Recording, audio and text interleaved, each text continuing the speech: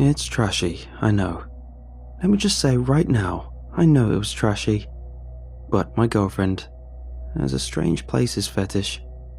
We've done the deed in some pretty public places, and while it's awesome, it's very risky, obviously. We did get caught once, on a walking trail. It was the middle of the night, and hardly anyone takes to the trail that late. So we went from walking to doing the horizontal mambo, and of course, some old guy with a flashlight comes around the corner. She turned. I covered her, but the guy saw a lot of me. It was mortifying. So we tried to smile through it and wave him ahead, but he took it upon himself to lecture us about public decency and how ashamed we should be, and if he ever caught his daughter out here, yada yada. I'm sure you can imagine pretty much exactly how it went. So I told her we needed a break from the more public part of our adventures. She agreed, and a few nights later we went to the graveyard. Literally the graveyard of graveyards. It's massive, big enough for about 14 different drivable lanes and probably 50 more tombs or mausoleums or whatever they are, and a ridiculous amount of regular graves with regular headstones. Some gravestones were in shapes of benches, angels, chalices, crosses, crying maidens.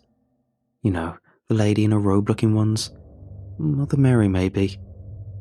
Anyway, just a huge variety. So we walked around for a little while. We both liked creepy stuff, and it was chilly enough that walking was nice.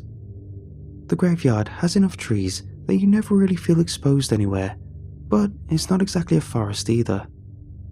We walked and talked, and eventually she stepped to the side and read aloud from a really nice black marble gravestone.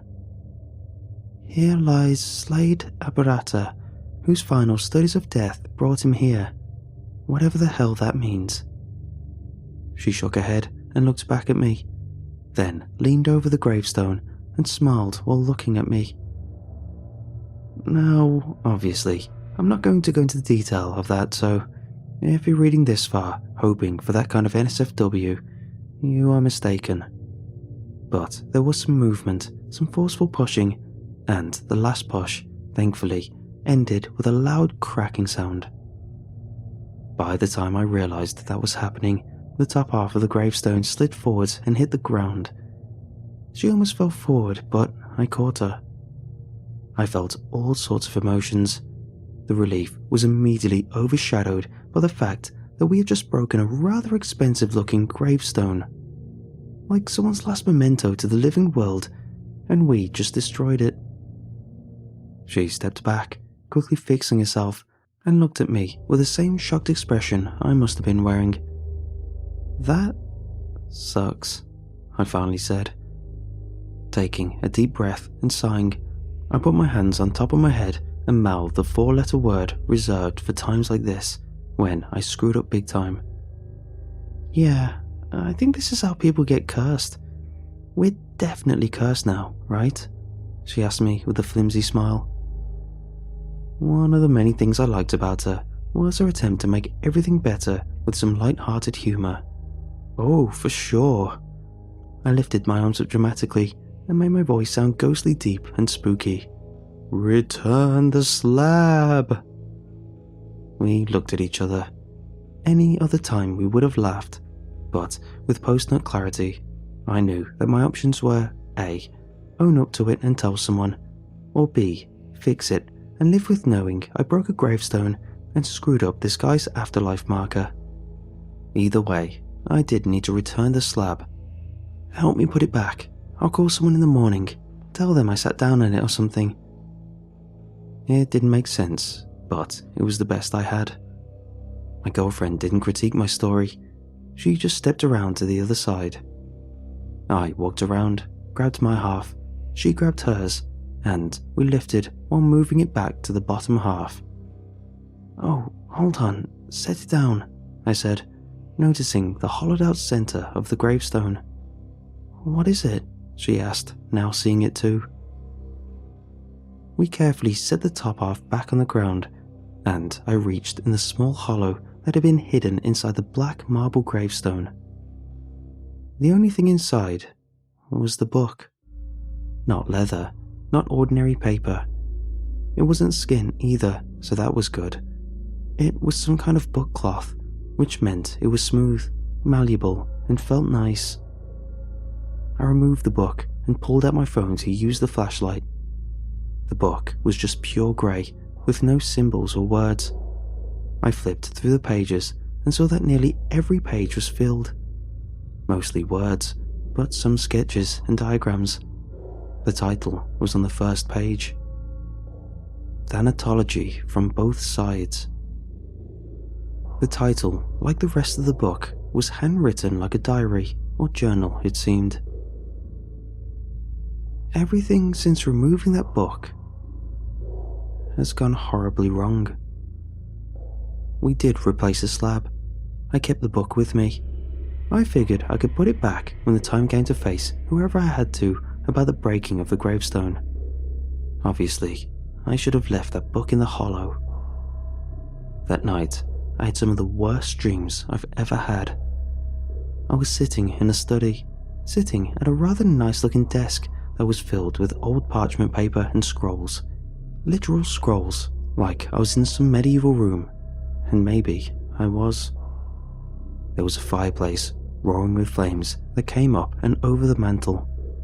Too much flame, but it didn't seem to spread, and the heat wasn't unbearable. There were glass tubes, cylinders, vats that bubbled, and on the shelf were 3 skulls of various sizes. But all of this was just a backdrop for the man that sat across from me. He seemed unaware of my presence as he scribbled furiously in a book. The grey book. I lifted myself up a little and peeked over the desk. "She's pregnant," the man said. Even in my dream, I felt my stomach drop and my heart skip a beat. Was he talking to me about my girlfriend, Helen? The man looked up at me, and now I was looking right back into his face. After the initial surprise passed, I realized he was not looking at me, but through me. I turned around and saw another person standing in the doorway. The light from the fire avoided them, as if they were meant to stay hidden. "An opportunity," the figure responded, a woman's voice. "An opportunity? For what? Distractions? How can I understand death when I'm distracted with life?" the man asked. He closed the journal angrily and looked sharply at the figure. "An opportunity to see death during the birth of life," the woman said simply, as if it was obvious. The man raised an eyebrow, slowly understanding. "An opportunity," he smiled a sinister smile. The flame roared higher, and only then did I feel the heat. It was fierce. It crawled across the room. The woman, the man, neither noticed. They didn't move or speak as the flames washed over them, consuming the room. But I felt it, burning my skin and trying my lungs. I screamed and woke up coughing intensely. Helen switched the light on beside me. "Kirk, are you alright?" she asked. I continued to cough and reached for the water I always kept on my nightstand. As I drank it, I felt the cold water touch where the fire had scorched my insides. But it hadn't. Not really. It was a dream, a nightmare. "Is something burning?" Helen asked. I nearly dropped the bottle when I looked at her. "What?" I asked, stunned. Helen sniffed the air. "Nothing. I thought I smelled burning. It's gone. It wasn't toast. I don't think I'm having a stroke." I didn't have the words to tell her about my dream. I didn't understand it enough to explain any of it. I told her instead that I was alright and for her to go back to sleep. But sleep for me was something I couldn't do. After a couple of feeble hours of lying in bed, remaining stuck with the feeling of being burned alive, I gave up. I carefully got out of bed and made my way to the living room, to the book. I switched on one lamp and opened it. In a matter of days, I will have the opportunity to witness the definition of creation. With the birth of my child, I will see firsthand the power of life, and I will bond it with the gift of death. At my hands, 20 men and women have been given to the goddess of death to better understand what it means to die. But what happens when life and death become one? With the proper chemicals, I am convinced I can assist my wife in the birth of death. Even after death, my child will still be born. The opportunity to understand death during such a moment is paramount to furthering my studies of death. I closed the book and felt sick to my stomach. I checked the cover, the back. I flipped through the pages for any trace of the burns from that nightmare vision, but the book was in excellent condition. The fire was only a nightmare. But what had I seen? It happened, hadn't it? I finally fell asleep on the couch, with the book dropped to the floor beside me. The next day, it took a little online searching to find who was in charge of the graveyard, and after calling them, we were prompted to leave a message. "I'm calling to tell someone that one of the gravestones was damaged. It may need some repair or something, whatever it is you folks do." The name on the stone was Slade Aberrata. "And the book?" Helen asked, not loud enough for the machine to pick up on. I felt the book in my hand, considered it. "All right, that's it. Give me a call back if you need any more info." I hung up, looking at Helen, who looked back with some confusion. "It's a weird book. I want to read a little more of it," I said truthfully. She rolled her eyes and sighed. "You're going to be haunted." I smirked for my reply. I couldn't tell her no, I wouldn't be, because at the same time, I didn't realize how right she was. Every day that I read that book, I had nightmares that felt more like memories. The book wasn't long by any means, but with a hectic schedule of work and life, I made time when I could to read a few pages here and there. Despite the nightmares, I continued. It took 4 days for the graveyard caretaker to call me back. When she did, a woman named Pine called me back. When she did, I was nearly ready to deliver the book to her myself, just to be rid of it. Once we got the formalities out of the way, she said, "Well, I just wanted to reach out and say thank you for telling me about the gravestone. I thought you'd like to know that it was taken care of by the family and the stone was fixed." "Fixed? How?" I asked. "Oh, well, to keep it simple, it's sort of like a glue compound we have. Then it's held in place until it's solid again," she informed me. I nodded reflexively like she could see me, then realized she said family. "Wait, Miss Pine, you said the family fixed it? Is that right?" "Yes, sir. In almost all cases, it's the family's responsibility to fix and maintain the headstones. When no family is present, it's on us." "Would you be able to get me in touch with the family?" I asked. The line was quiet for a minute. I could almost feel Pine considering my request. So I added, "I'd just like to pay my respects. It's been weighing on me after seeing the stone broken." I bit my lip. It was true, of course. It had been weighing on me. But not because of the stone. Screw the stone. It was the book I found in the hollow. The one detailing death and the man's pursuit of understanding death. Even going so far as to orchestrate the stillborn birth of his own child. The details of which had been equally horrific in the following pages. "Well, normally we wouldn't, but seeing as how you were kind enough to call..."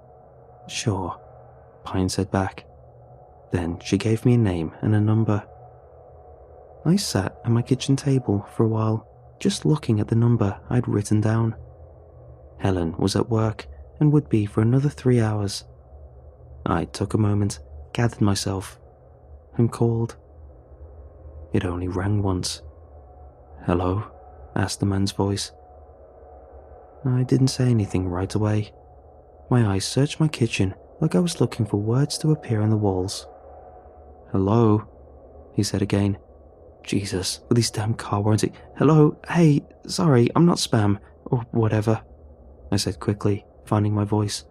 "I'm calling to tell you it was me that found your grave. The grave. The damaged gravestone." I rolled my eyes at my own inability to speak. "Ah," the voice said, followed by a pause. "Yes, thank you for that. It's been mostly taken care of." "Mostly?" I asked. The voice was calm, collected, smooth, and it made me unsettled hearing him say, "Yes, mostly. Because you see, the stone was a box of sorts for something that was to remain sealed away. It appears whoever broke the stone stole the item." He wasn't curious. He wasn't just telling me. He knew. He knew it was me. I don't know how I knew this, but I knew he knew. "Have you read the book?" he asked slowly. I almost hung up, honestly. I wanted to drop my phone in the sink and run the water. Instead, I replied, "Yes." It was all I managed to say. He sighed, or groaned rather, into the phone. "Well, you didn't finish it. If you did, you'd be dead."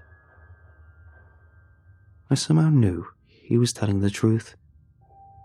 "Death is complicated," he went on to say. "I spent my whole life trying to understand it, and when I finally learned everything I could while alive, I finished writing that book. And do you know what she gave me in exchange for a lifetime of study?" I didn't know what to say. I didn't know how to breathe properly, and I didn't want him to keep talking. Every word was like adding ice to my already chilled blood. But he did have more to say. He didn't wait for me to respond before he continued.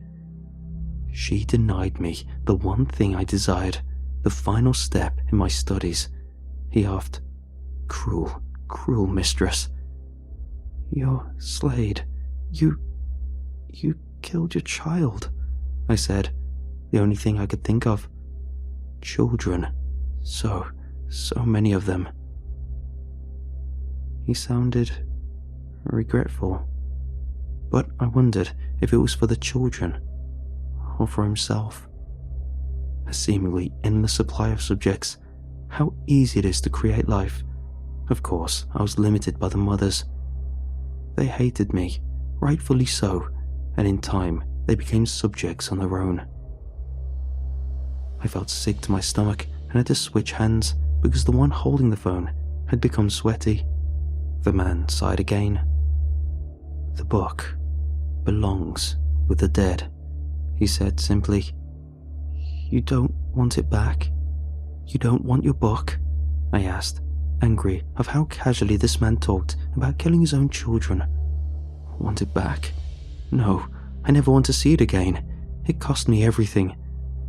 "Your wives, your children, you didn't deserve them," I snapped back. "My wives and children?" he replied slowly. He wasn't dumb, he wasn't slow. It was me that had been confused. I realized my mistake. "Death. It cost you death. That's all you care about?" I asked, utterly stunned. "She'll come for you, and for that, I'm envious. Read the book, or don't. It doesn't matter to me. I'll be here when you're all but dust. I'll always be here, and so will that damned book, hidden amongst the dead, where it belongs."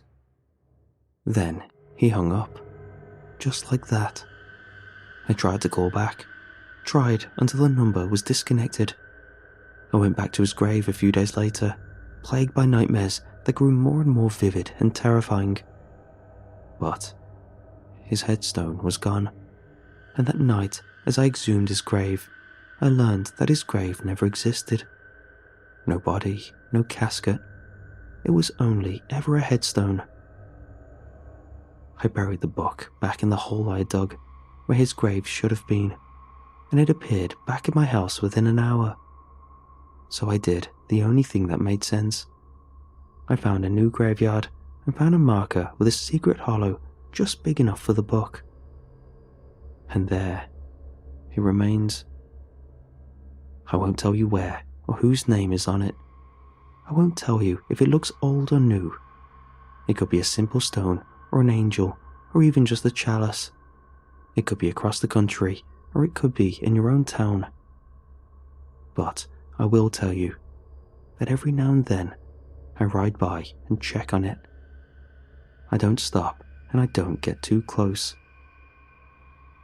But last night I rode by it for the first time in months and saw a woman standing over it. A woman I had only seen in a nightmare.